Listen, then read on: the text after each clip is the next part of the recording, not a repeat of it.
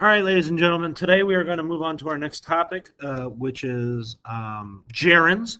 Gerunds are a type of verbal, of which I will probably ask a question about what a verbal is.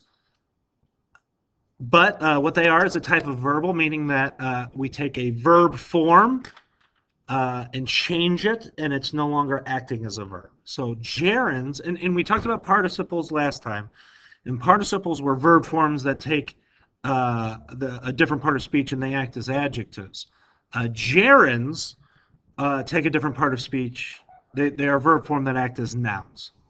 So we're gonna explore how they are formed and what they can do in sentences, because that's what it is that we're going to test you on, finding a gerund and telling me what it is in a sentence. And then we are going to talk about how they can be compared to participles just in the form. But let's take notes very quickly. A gerund, if you look on the right side of the screen, perhaps it's your left, I don't know, it's my right. But the Word document, it says it's a verbal that acts as a noun.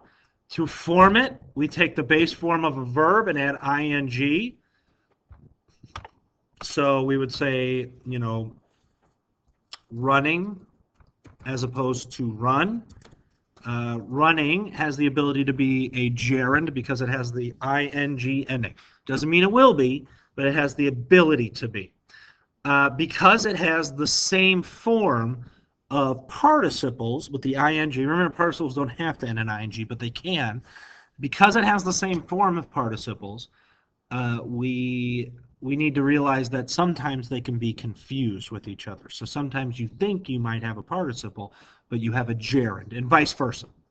So that's what we're going to explore today. So go ahead and take these notes, and we will move on and talk about. All right, so a lot of this next slide is just kind of repeating what I have written and said, so but I'm going to say it anyway. Centers around the verb form ending in ing. It's always used as a noun. It's never surrounded by commas except for positives, which we're not really going to get into until next year, so don't worry about that.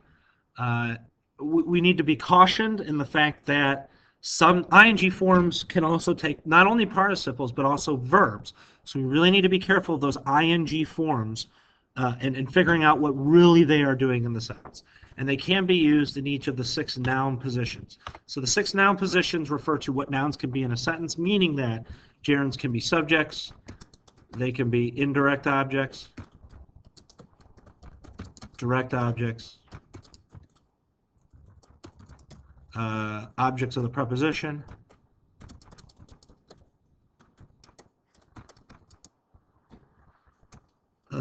this is also referring to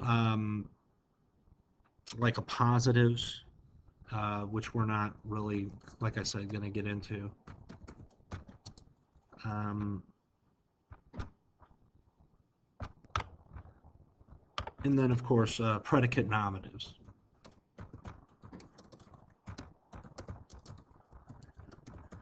And that's the other part about that is hard. Not only are you going to have to be able to find gerunds in a sentence, but you're also going to have to tell me whether that gerund is acting as a subject, an indirect object, a direct object, an object of the preposition, or a predicate nominative. All right? So those are the skills that we're going to have to know for this. Also, you're going to have to tell whether or not something is a participle or a gerund. So those are the skills that we need to know for this. All right, moving on. Here are some example of ing words that are not gerunds. Morning, evening, those are both nouns. Something is a pronoun, along with nothing, anything, and everything. Those are all indefinite pronouns. And on the last one, it says she is driving to school today. That's a word being used as a verb. All right, take a minute, and I want you to go ahead and in your notebook, try to find the gerund or gerund phrase of every sentence.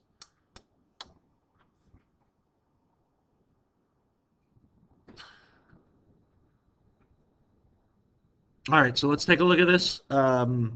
Obviously, we have swimming the mile is a gerund phrase, and it is acting as a subject. We have swimming the mile in this particular instance is being used as a direct object. We have swimming the mile in this third one as a predicate nominative. We have it as an indirect object, an object of the preposition, and then a positive. A positive. Once again, I'm not going to have you guys worry about appositives. What you're really going to have to focus on is subjects, direct objects, predicate nominatives, indirect objects, and objects of the preposition.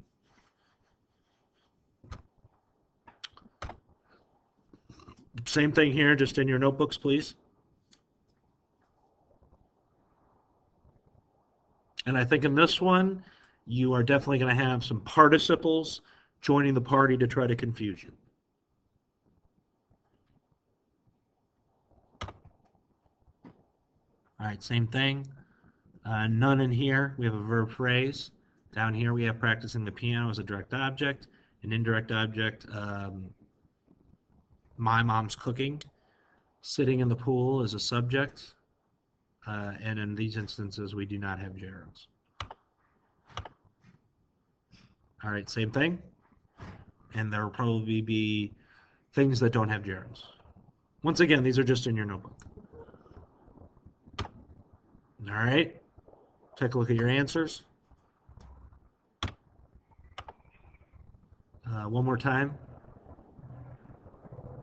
Oops. Okay, take a look at your answers. All right, so here are some patterns. I think these are good to write down. Just where you would find gerunds in a sentence.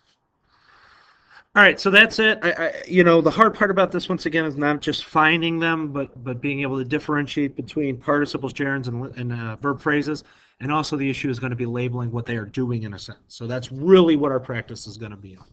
All right, we will talk about this more tomorrow.